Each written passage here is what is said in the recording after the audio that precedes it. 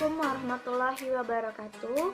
Terima kasih kami ucapkan kepada dosen pengampu mata kuliah Teknologi Farmasi Bahan Alam, yakni Ibu Apoteker Nofriyanti M.Fam, yang telah memberikan kesempatan kepada kami untuk mempresentasikan hasil diskusi kami terkait regulasi obat herbal.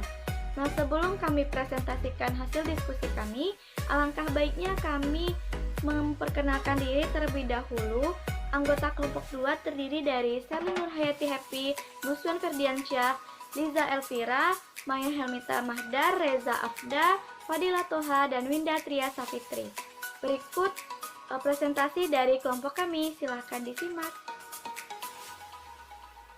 Sebelum kita bahas mengenai regulasi obat herbal, maka kita harus tahu apa itu regulasi. Regulasi adalah peraturan khusus yang dikeluarkan oleh pemerintah yang mendukung terjalinnya hubungan yang sesuai, serasi, dan seimbang dengan lingkungan, nilai, norma, budaya masyarakat setempat untuk mewujudkan pembangunan ekonomi yang berkelanjutan guna untuk meningkatkan kualitas kehidupan dan lingkungannya. Industri obat tradisional dalam berkegiatan hendaklah menerapkan CPOTB. Di Indonesia, yang berwenang menerbitkan sertifikat CPOTB adalah BPOM. Sertifikat CPOTB ialah penilaian menyeluruh terhadap pemenuhan persyaratan CPOTB untuk tujuan sertifikasi dan resertifikasi, perubahan tata ruang, penambahan fasilitas produksi, dan tindak lanjut hasil penilaian yang sebelumnya yang telah dilakukan oleh tim sertifikasi CPOTB. Baiklah, mari kita bahas mengenai dasar hukum.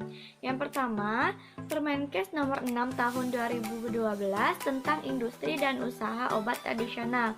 Yang kedua, Perka Badan POM nomor 35 tahun 2013 tentang tata cara sertifikasi CPOTB. Selanjutnya, Perka Badan POM nomor 39 tahun 2013 tentang standar pelayanan publik di lingkungan Badan POM. Yang keempat, Perka Badan POM tahun 2011 itu tentang persyaratan teknis CPOTB. Nah, selanjutnya regulasi di bidang registrasi obat tradisional. Berdasarkan Permenkes nomor 7 tahun 2012 itu terkait registrasi obat tradisional. Nah, berdasarkan keputusan Badan POM RI tahun 2005 itu terkait kriteria dan tata laksana pendaftaran obat tradisional, obat herbal terstandar, dan fitofarmaka. Nah, berdasarkan keputusan Kepala BPOM RI tahun 2004 itu terkait ketentuan pokok, pengelompokan, dan penandaan obat bahan alam Indonesia. Nah, berdasarkan peraturan Badan POM nomor 32 tahun 2019, nah itu tentang persyaratan mutu keamanan dan mutu obat tradisional. Selanjutnya, berdasarkan Peraturan Presiden Nomor 32 Tahun 2017, itu terkait jenis dan tarif atas jenis penerimaan negara bukan pajak. Nah, lanjut, Peraturan BPOM Nomor 26 Tahun 2018 itu tentang pelayanan perizinan berusaha terintegrasi secara elektronik sektor obat dan makanan. Nah, selanjutnya Peraturan BPOM Nomor 27 Tahun 2018 itu mengatur tentang standar pelayanan publik di lingkungan BPOM. Nah, setelah kita mempelajari apa pengertian dari regulasi tadi, maka kita juga harus tahu apa saja aspek-aspek regulasi. Nah, aspek-aspek regulasi di sini ada 4. Yang pertama ada keamanan, yang kedua ada khasiat, yang ketiga ada mutu, dan yang keempat ada informasi obat. Mari kita bahas obat herbal. Obat herbal adalah obat yang dibuat dari bahan utama tumbuhan, bahan hewan, bahan mineral, dan sediaan galenik atau campuran dari bahan-bahan tersebut yang digunakan secara turun-temurun sebagai pengobatan dan diterapkan di masyarakat sesuai dengan norma yang berlaku di masyarakat tersebut. Jenis obat herbal. Jenis obat herbal terbagi menjadi 3. Yang pertama, jamu atau obat tradisional. Yang kedua, ada obat herbal terstandar. Dan yang ketiga, ada fitofarmaka. Nah, Perbedaan dari 3 jenis obat herbal ini terletak pada yang pertama pengujian khasiatnya dan yang kedua adalah standarisasi kandungan kimianya yang tertera pada tabel di atas. Baiklah, di sini saya akan melanjutkan penjelasan dari Sherly Nurhayati.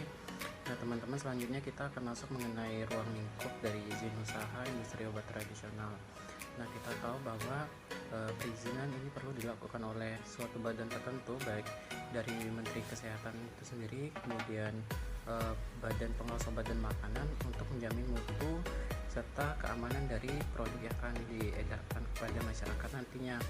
Nah, ruang lingkup dari izin usaha industri obat tradisional ini sendiri terdiri dari beberapa komponen.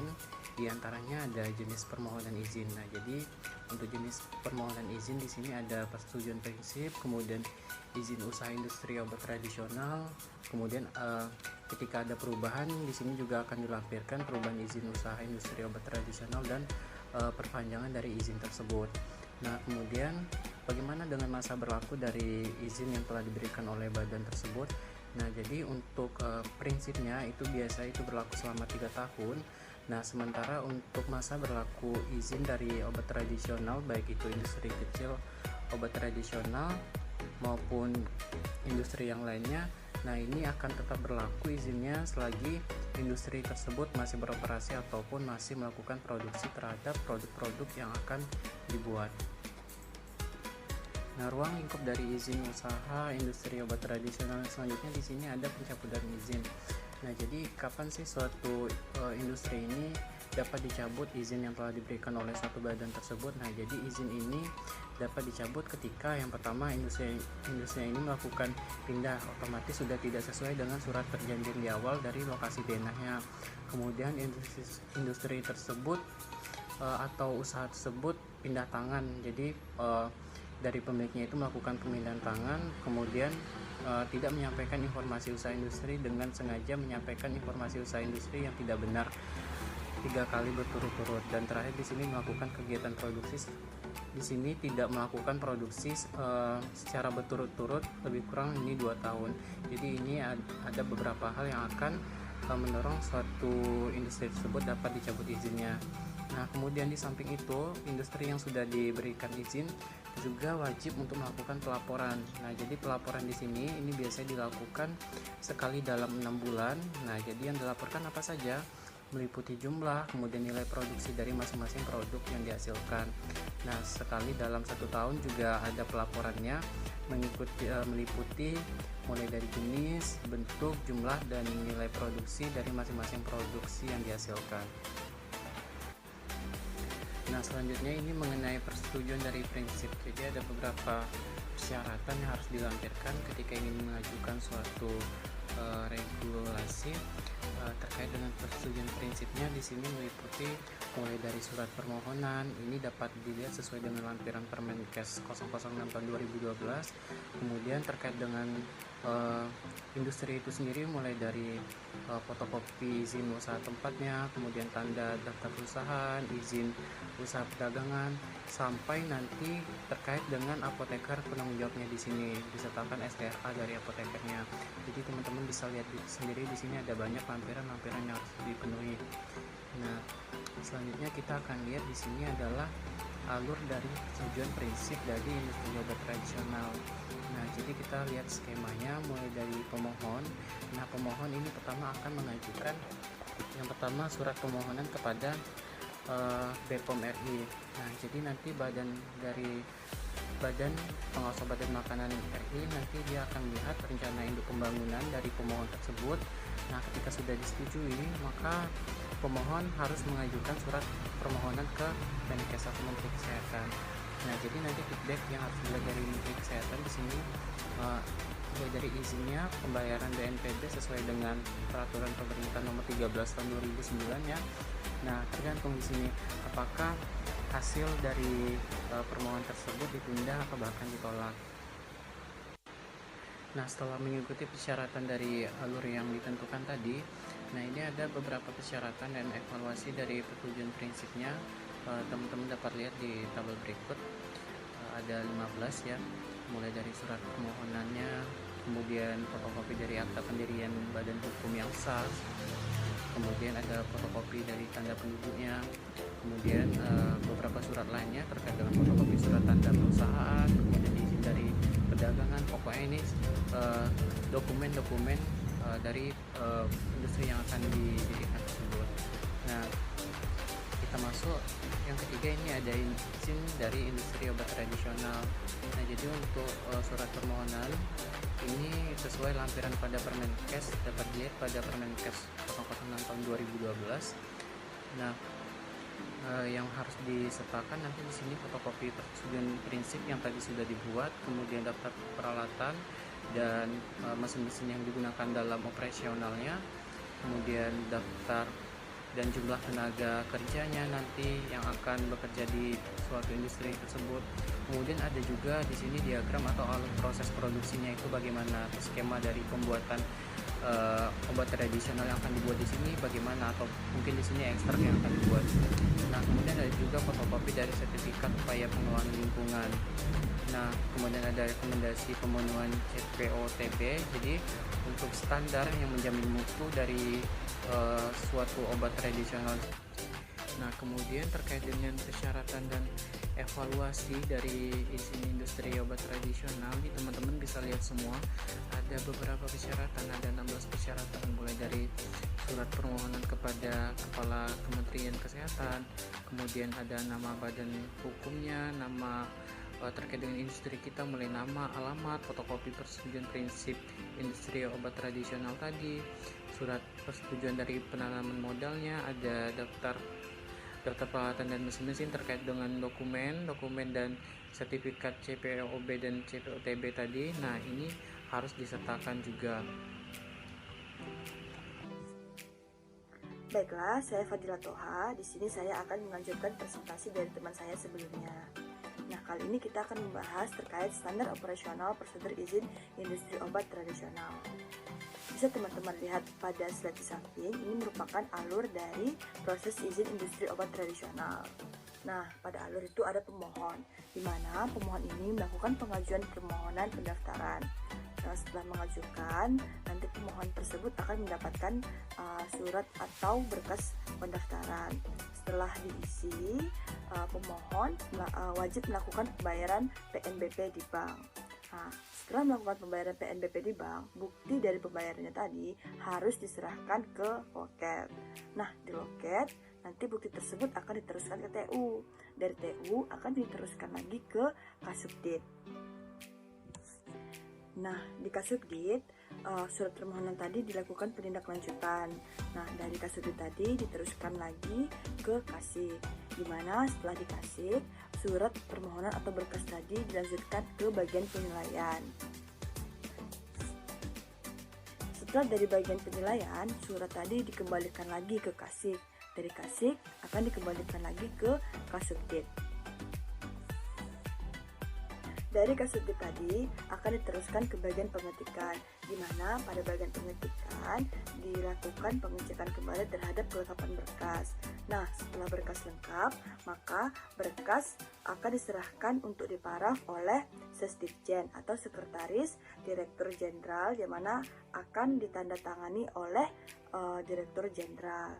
Nah, setelah ditandatangani oleh Direktur Jenderal, surat tadi atau surat izin industri obat tradisional tadi akan diserahkan kembali kepada si pemohon. Selanjutnya ada tata cara penyerahan izin. Yang pertama itu ada surat kuasa dari direktur yang telah diberi materai 6.000, yang mana ini dilengkapi dengan fotokopi KTP direktur dan penerima kuasa. Nah, juga ada terdapat surat pernyataan tidak ada pungutan biaya selain biaya PNBP. Nah, selanjutnya itu ada fotokopi formulir pembayaran PNBP yang telah disahkan oleh bank. Nah, yang kelima itu jika pengambilan izin dilakukan oleh direktur, maka hanya melengkapi butir B sampai dengan butir D saja. Usaha obat tradisional itu terbagi menjadi 4. Yang pertama itu ada UKOT. UKOT atau usaha kecil obat tradisional merupakan suatu usaha yang membuat semua sediaan obat tradisional kecuali tablet dan effervescent. Yang kedua itu ada UMOT. UMOT merupakan suatu usaha yang hanya membuat sediaan obat tradisional dalam bentuk param, tapel, bilis, cairan obat luar, dan rajangan. Yang ketiga itu ada usaha jamu racikan, di mana itu merupakan usaha yang dilakukan oleh depot jamu atau sejenisnya yang memiliki perorangan dengan melakukan pencampuran sediaan jadi atau sediaan segar obat tradisional untuk dijajakan langsung kepada konsumen. Dan yang keempat itu ada usaha jamu gendong, itu merupakan usaha yang dilakukan oleh perorangan dengan menggunakan bahan obat tradisional dalam bentuk cairan yang dibuat segar dengan tujuan untuk dijajakan langsung kepada konsumen. Kemudian, pada UKOT terdapat persyaratan UKOT, diantaranya surat permohonan, fotokopi akta pendirian badan usaha yang sesuai ketentuan peraturan perundang-undangan, kemudian susunan direksi dan komisaris, kemudian fotokopi KTP identitas direksi dan komisaris, kemudian pernyataan direksi dan komisaris tidak pernah terlibat pelanggaran peraturan perundang-undangan di bidang farmasi, kemudian ada fotokopi penguasaan tanah dan bangunan, kemudian surat pernyataan kesanggupan pengelolaan dan pemantauan lingkungan hidup, kemudian ada surat tanah daftar perusahaan, kemudian fotokopi surat izin usaha perdagangan, fotokopi nomor pokok wajib pajak, kemudian persetujuan lokasi dari pemerintah daerah kabupaten atau kota, lalu asli surat pernyataan kesediaan bekerja penuh dari tenaga teknis kefarmasian sebagai penanggung jawab, kemudian terdapat fotokopi surat pengangkatan penanggung-jawaban dari pimpinan perusahaan, lalu ada surat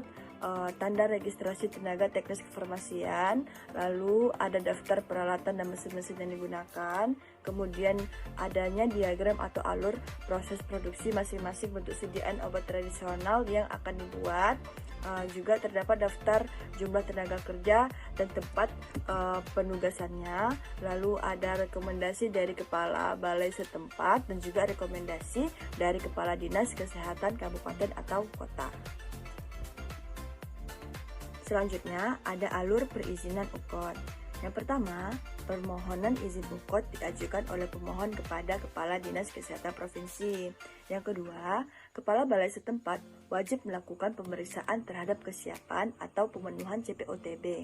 Dan Kepala Dinas Kesehatan Kabupaten Kota wajib melakukan verifikasi terhadap kelengkapan administratifnya.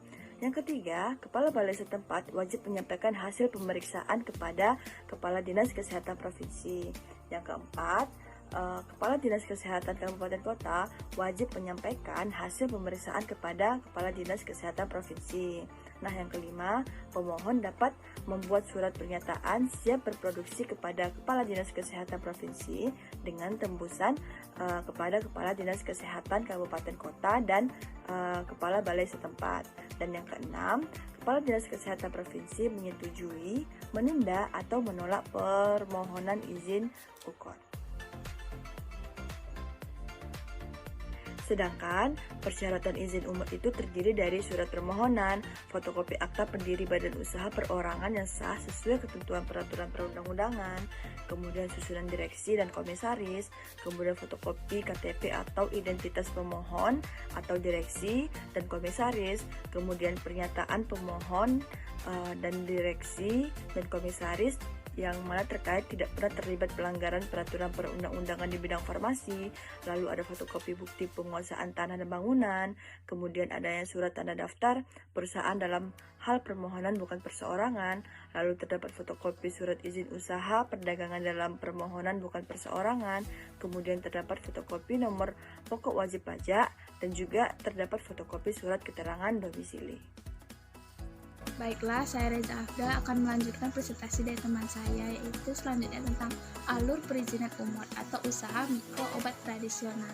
Di sini ada bagan pemohon melakukan atau menyerahkan surat permohonan izin umum yang diajukan kepada Dinas Kesehatan Kabupaten atau Kota. Dari Dinas Kesehatan Kabupaten atau Kota akan merujuk kepada tim, di mana akan melakukan verifikasi kelengkapan administrasi. Selanjutnya, tim pemeriksaan akan menyerahkan hasil pemeriksaan ke kesiapan CPOTB ke Dinas Kesehatan Kabupaten atau Kota, dan Dinas Kesehatan Kabupaten atau Kota akan mengembalikan kepada pemohon apakah akan ditunda atau menolak permohonan izin. Selanjutnya itu adalah penyelenggaraan. Setiap industri dan usaha obat tradisional berkewajiban. Yang pertama, menjamin keamanan, khasiat atau manfaat dan mutu produk obat tradisional yang dihasilkan. Yang kedua, melakukan penarikan produk obat tradisional yang tidak memenuhi ketentuan keamanan, khasiat atau manfaat dan mutu dari peredaran. Selanjutnya, memenuhi ketentuan peraturan perundang-undangan lain yang berlaku. Setiap IOT dan IEBA wajib memiliki sekurang-kurangnya 1 orang apoteker warga negara Indonesia sebagai penanggung jawab. Setiap UKOT wajib memiliki sekurang-kurangnya 1 orang tenaga teknis kefarmasian yang berkedudukan sebagai warga negara Indonesia sebagai penanggung jawab yang memiliki sertifikat pelatihan CPOTB.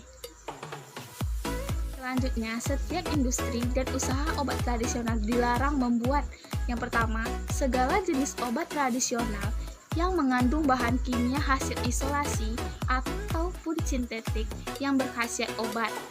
Yang kedua, obat tradisional dalam bentuk intravaginal, tetes mata, sediaan parenteral, supositoria kecuali untuk wasir, dan atau obat tradisional dalam bentuk cairan. Obat dalam yang mengandung etanol dengan kadar lebih dari 1%.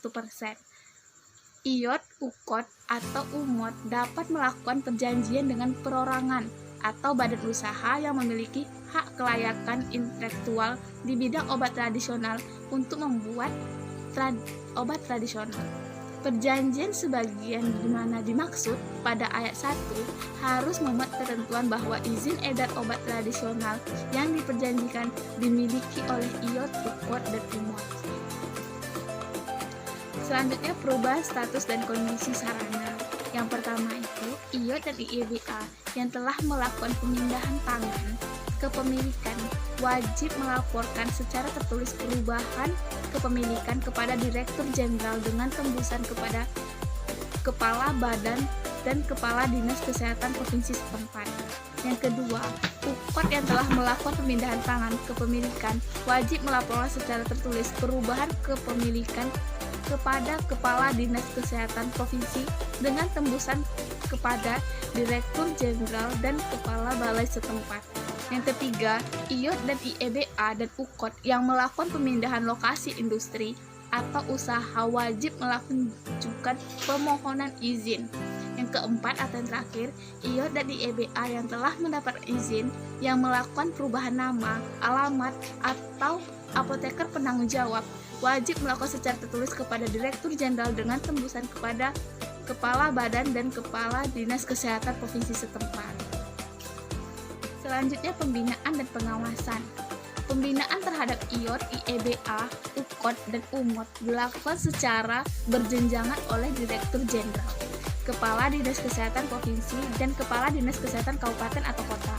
Pembinaan terhadap usaha jamu racikan dan jamu gendong dilakukan oleh Kepala Dinas Kesehatan Provinsi dan Kepala Dinas Kesehatan Kabupaten atau Kota.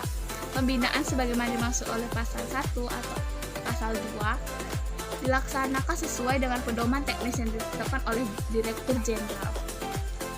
Pengawasan terhadap produk dan penerapan persyaratan CPOTB dilakukan oleh Kepala Badan.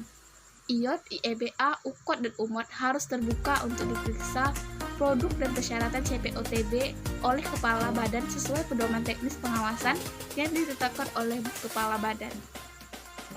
Selanjutnya adalah sanksi. Pelanggaran terhadap ketentuan dalam peraturan menteri ini dapat dikenakan sanksi administrasi berupa yang pertama peringatan, yang kedua peringatan keras, yang ketiga perintah penarikan produk dari peredaran, yang keempat penghentian sementara kegiatan, dan yang kelima pencabutan izin industri atau izin usaha. Sanksi ini akan berlaku jika UMOT, UKOT, ataupun IEBA yang melakukan pelanggaran terhadap CPOTB maupun hal lainnya. Kami lampirkan daftar pustaka sumber-sumber dari mana kami mendapatkan hasil yang telah kami presentasikan dan kami simpulkan bersama kelompok kami. Sekian presentasi dari kelompok kami, lebih dan kurang kami mohon maaf. Wassalamualaikum warahmatullahi wabarakatuh.